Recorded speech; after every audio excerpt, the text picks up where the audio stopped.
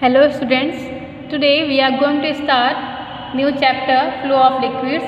It is a part of unit 7. आपका unit 7 का ही ये न्यू चैप्टर है फ्लो ऑफ लिक्विड्स। इससे पहले हमने surface tension and properties of bulk matter में इलास्टिसिटी के बारे में डिस्कस किया था। इस वीडियो में हम डिस्कस करेंगे कि हमारे लिक्विड्स की प्रॉपर्टी क्या होती है, एक आइडियल लिक्विड कैसा होना चाहिए, ठीक है। और आइडियल लिक्विड नहीं है तो उसके बाद लिक्विड का जब फ्लो होता है तो किस तरह का फ्लो होता है और वो किन रूल्स को फॉलो करता है, उसके बारे में हम डिस्कस करेंगे। All the properties will be related to liquids. तो first we should know what is ideal liquid. एक आइडियल लिक्विड क्या होता है? आइडियल कोई भी चीज़ इस रियल वर्ल्ड में पॉसिबल नहीं है, बट फिर भी एक एज्यूम करते हैं कि एक आइडियल लिक्विड कैसा होना चाहिए। Ideal liquid should have zero compressibility and zero viscosity. So I think आप सबको पता होगा कंप्रेसिबिलिटी क्या होता है कि किसी भी ऑब्जेक्ट को कंप्रेस करना, उसे दबाना, उसे प्रेस करना, कि जब उसे प्रेस करते तो वो कंप्रेस नहीं होना चाहिए। तो एक लिक्विड की ये प्रॉपर्टी होनी चाहिए एक आइडियल लिक्विड की, अगर उसे कंप्रेस किया जाए तो वो कंप्रेस ना हो। एंड जीरो विस्कोसिटी होनी चाहिए। Now what is viscosity? आपका ये बहुत इंपॉर्टेंट टर्म है, मेन टॉपिक इसमें विस्कोसिटी है। तो इस विस्कोसिटी क्या होता है? जब लिक्विड फ्लो करता है या लिक्विड किसी भी सरफेस पर है, ठीक है। तो मान लीजिए ये आपका कोई सरफेस है, ठीक है, और ये लिक्विड्स की लेयर है। तो लिक्विड जब फ्लो करता है तो जो आपका लेयर सरफेस के कांटेक्ट में होता है, जो आपका नीचे सरफेस उसे कांटेक्ट में जो लेयर होती है, इसका जो स्पीड होता है, इसको जो वेलोसिटी होता है वो स्लो होता है एज कंपेरिजन ऑफ जो आपके ऊपर की लेयर्स है।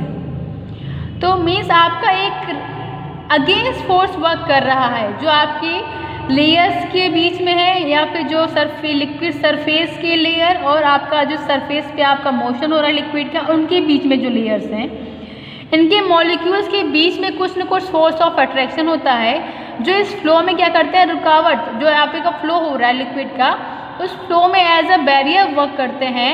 And that is known as viscosity. That property of liquid known as viscosity, ये एक एज अ रेजिस्टेंस वर्क करता है। एज अ जैसे कि आपका फ्रिक्शनल फोर्स होता है कि आपके एक सॉलिड एक सरफेस के ऊपर किसी भी बॉडी को मूव कराया जाता है तो इसको आपका बॉडी के मोशन के अगेंस्ट एक फोर्स वर्क करता है, that is known as frictional force. Similarly liquids में एक तरह का फ्रिक्शनल फोर्स होता है। लिक्विड के बीच में, लिक्विड की लेयर्स के बीच में जो आपका फ्रिक्शनल फोर्स है, जो लिक्विड के मोशन को क्या करता है, अपोज करता है, that is known as viscosity. उसके कहते हैं विस्कोसिटी कहते हैं। तो एक आइडियल लिक्विड में क्या होना चाहिए? जीरो विस्कोसिटी होने चाहिए। मीन्स आपके आइडियल लिक्विड का जो फ्लो होना चाहिए उसके बीच में कोई भी बैरियर नहीं होना चाहिए, but in reality it is not possible. देखिए अब आपका लिक्विड्स का फ्लो होता है, आइडियल लिक्विड की बात होगी कि आइडियल लिक्विड में zero compressibility and zero viscosity होना चाहिए।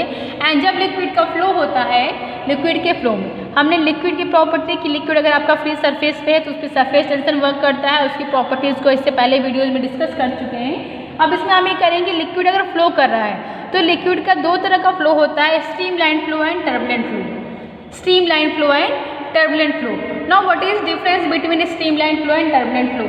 स्ट्रीम लाइन फ्लो में क्या होता है, मान लीजिए कि लिक्विड ये फ्लो कर रहा है, ठीक है।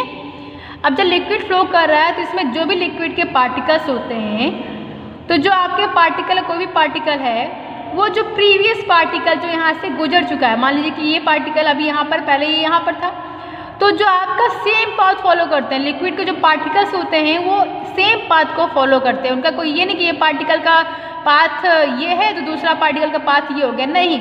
स्ट्रीम लाइन फ्लो में क्या होते हैं, जो सभी मॉलिक्यूल्स या जो पार्टिकल्स होते हैं वो आपका एक स्ट्रीम लाइन में होता है, वो सेम पाथ को फॉलो करते हैं, and it is known as stream line flow. Turbulent flow में क्या होता है, जो पार्टिकल के मॉलिक्यूल्स हैं, जरूरी नहीं है कि अगर पहले पार्टिकल ने इस पाथ को फॉलो किया है तो इसके बाद जो दूसरा पार्टिकल है वो इसी पाथ को फॉलो करे, वो किसी दूसरे पाथ को फॉलो कर सकता है, and that kind of flow known as turbulent flow. ये समझ में आया? Stream line flow and turbulent flow.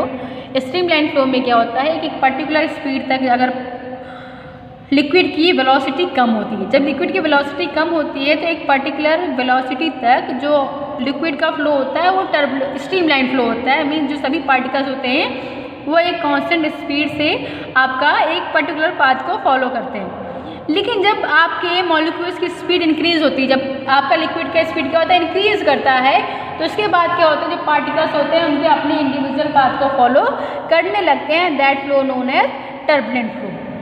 तो एक वेलोसिटी, एक क्रिटिकल वेलोसिटी होती है कि हाँ, इस वेलोसिटी से पहले लिक्विड का फ्लो कैसा है, स्ट्रीमलाइन फ्लो है, एंड इस वेलोसिटी के बाद लिक्विड का फ्लो कैसा हो गया, टर्बुलेंट फ्लो हो गया है, and that velocity known as critical velocity VC। Now what is VC?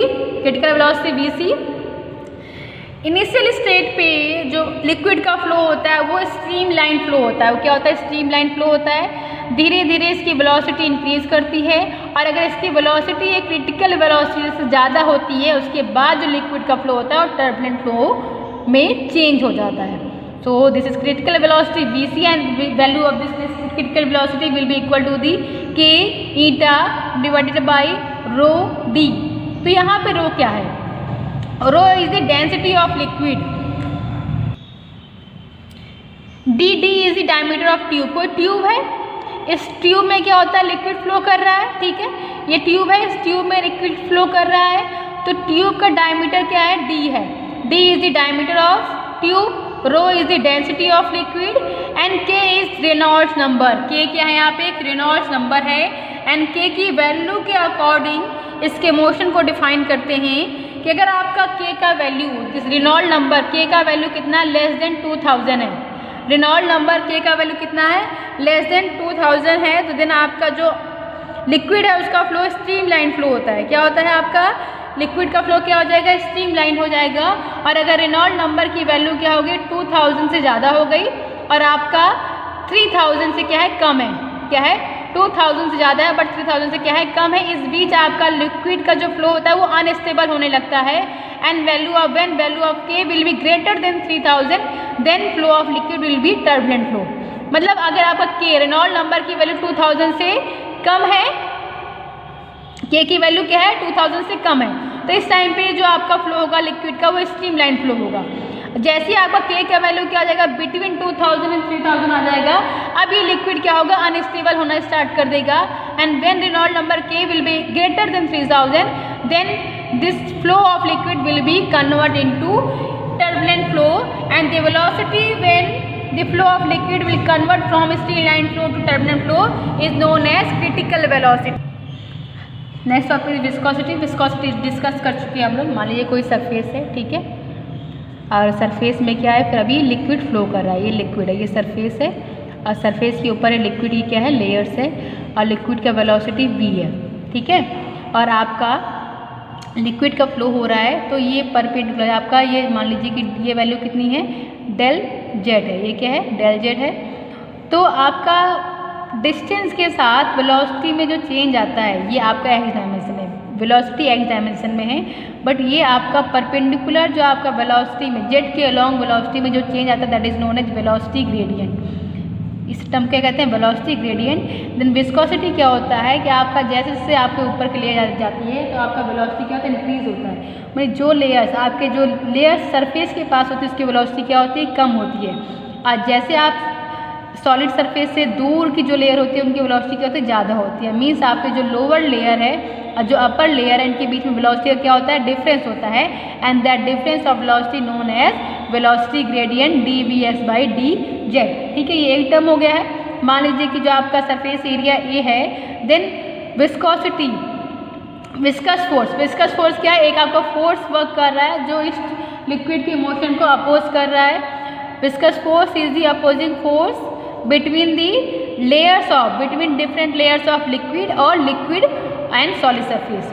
जो लिक्विड्स की डिफरेंट लेयर्स हैं, इनके बीच में आपका एक फोर्स वर्क करता है जो कि आपका लिक्विड के मोशन को अपोज करता है, that is known as viscous force, and that viscous force F will be proportional to the surface area A and velocity gradient dvx/dz। When F will be proportional to the A and dvx/dz, यहाँ पे हम एक coefficient use करेंगे, and that coefficient is known as coefficient of viscosity eta. So now what is viscous force? Viscous force F is equal to होता है eta plus minus eta A dvx/dz, and here eta is the coefficient of viscosity.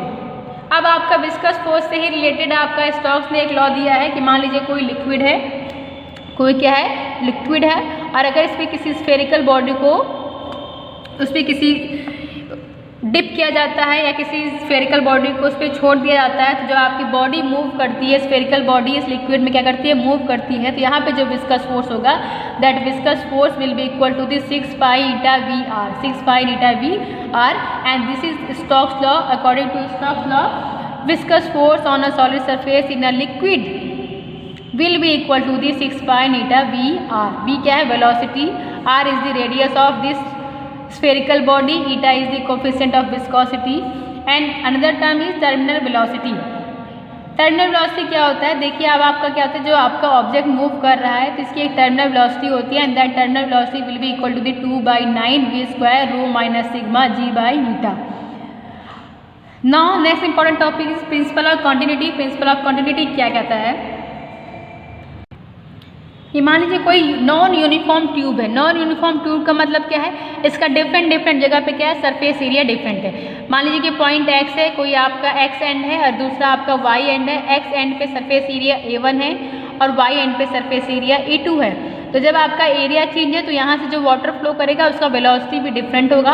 आप consider कर रहे हैं कि A1 surface area पे velocity V1 है and A2 surface area पे वेलोसिटी क्या है, V2 है। Then according to principle of continuity, A1 V1 will be equal to the A2 V2। A1 V1 will be equal to the A2 V2 and this is principle of continuity। इसका proving आपको notes में provide कराया गया है। आपका mathematical calculation है तो वो पार्ट डेरिवेशन में यहाँ नहीं करा रही हूँ। मेन आपको कॉन्सेप्ट समझना है कि मेन इसमें कहते क्या हैं। मेन इसका लॉजिक ये है कि आपका the product of cross sectional area with the velocity at any point will be constant in any tube. कोई भी ट्यूब है, इसे किसी भी पॉइंट पर उसकी वेलोसिटी और उस पॉइंट पर surface cross sectional surface area होगा, उसका जो प्रोडक्ट होगा वो हर एक पॉइंट पे क्या होगा, सेम होगा किसी भी ट्यूब में। यहाँ पे A1 है, यहाँ पे B1 है, यहाँ पे मान लीजिए कोई दूसरा सरफेस एरिया और वेलोसिटी डिफरेंट है, बट फिर भी आपका A1 B1 जो प्रोडक्ट है ये वैल्यू कांस्टेंट रहेगी हर एक पॉइंट पर। Next important theorem is Bernoulli's theorem. Bernoulli's theorem का ये कहना है किसी भी पाइप के थ्रू अगर आपका लिक्विड फ्लो करता है, then at every point total energy of the liquid will be constant. Total energy will be constant. अब आपके यहाँ पे तीन तरह की एनर्जी होती है, pressure energy, kinetic energy and potential energy per unit volume. Pressure energy, kinetic energy and potential energy per unit volume will be constant. यहाँ पे मैंने पर यूनिट वॉल्यूम इसलिए कहा है, देखिए आपका कैसे होगा। आपको यहाँ पे पर यूनिट वॉल्यूम लिखना बहुत ज़रूरी है कि किसी भी पर्टिकुलर वॉल्यूम पे टोटल काइनेटिक एनर्जी या फिर total energy, sum of all the energies will be constant. This is main logic of Bernoulli's theorem. इसका प्रूविंग आपको आपके नोट्स में प्रोवाइड कराया गया है, डेरिवेशन पार्ट आप वहाँ से देखेंगे। यहाँ पे मेन इंपॉर्टेंट आपको स्टेटमेंट होता है कि बर्नौलीज थ्योरम का स्टेटमेंट क्या है। According to Bernoulli's theorem, at every point total energy per unit volume will be constant. And total energy में तीन तरह की एनर्जी आएगी, pressure energy, kinetic energy and potential energy. ठीक है, अब आप देखिए यहाँ पे आप कह रहे हैं काइनेटिक एनर्जी के लिए ये फॉर्मूला कहाँ होता है, पोटेंशियल एनर्जी के लिए ये फॉर्मूला रो जी एच कहाँ से आ गया। तो ये फॉर्मूला इस तरह से आएगा, आपको ये पता है काइनेटिक एनर्जी के इक्वल होता है 1/2 mv², ये होता है। अब आप इसको अगर वॉल्यूम से डिवाइड करेंगे, वॉल्यूम से क्या कर रहे हैं, डिवाइड कर रहे हैं, तो देखिए mass divided by volume will be equal to density rho. तो काइनेटिक एनर्जी का फॉर्मूला क्या हो जाएगा, 1/2 रो v²। इसीलिए कह रही हैं इसके लिए आपका पर यूनिट वॉल्यूम आना जरूरी है। Total kinetic energy per unit volume will be constant. अगर आपने पर यूनिट वॉल्यूम नहीं कहा तो फिर ये डिफरेंट हो जाएगा। ठीक है, पोटेंशियल एनर्जी क्या होता है आपका, potential energy U equal to formula होता है, U इक्वल टू होता है mgh। ये होता है कि नहीं होता है, potential energy U equal to mgh का फॉर्मूला होता है, इसको आप V से डिवाइड कीजिए, then m/v will be equal to rho, then आपका potential energy per unit volume will be rho G H. ठीक है, तो इस तरह से आपका ये सारे फॉर्मूले हो गए हैं। अब अगर हम बात करते हैं प्रेशर एनर्जी, क्या ये प्रेशर एनर्जी कहाँ से आ गया, आपका energy will be equal to W, और W इक्वल टू क्या होता है, F इंटू L होता है कि नहीं होता है। W इक्वल टू फॉर्मूला क्या होता है, F इंटू L। अब अगर आप इसको डिवाइड करें, F/L को V से डिवाइड करें तो V will be equal to this, देखिए W will be equal to the F into L। इसको आप V से डिवाइड करेंगे तो V will be equal to the A/L, it will be equal to F into L divided by A into L। L से L cancel हो जाएगा, then it will be F by A and F by A is known as pressure. तो यहाँ पे पहला term क्या गया, pressure energy. तो प्रेशर एनर्जी कौन से फॉर्मूले से निकला है, आपका work done W equal W by V है, ये W बाई वी तो means F into L by V है। तो यहाँ से आपका फॉर्मूला F बाई ए आएगा, F by A will be equal to the pressure P, इसलिए इसको कहा गया pressure energy. Second term is kinetic energy. Kinetic energy क्या है आपका, kinetic energy is equal to 1/2 mv², इसको आप v से डिवाइड करेंगे, then this will be equal to the 1/2 rho v²। Potential energy, potential energy is equal to होता है आपका mgh, इसको आप v से डिवाइड करेंगे पर यूनिट वॉल्यूम के लिए, then this value will be equal to the rho gh। Means at every point p plus 1/2 rho v² plus rho gh will be constant. हर एक पॉइंट पे ये जो टोटल एनर्जी होगा लिक्विड का, total energy per unit volume will be constant at every point of the tube. It was very important theorem of this chapter. तो principle of continuity and Bernoulli's theorem in test statement बहुत important होता है, इसमें numericals होते हैं और कई कई तो कॉम्पिटिशन में डायरेक्ट इनका स्टेटमेंट के लिए जो ये फॉर्मूला है इसको पूछ लिया जाता है। इसी के साथ हमारा यूनिट 7 कंप्लीट हो गया है। From next video we will start next unit 8 heat and thermodynamics. Thank you.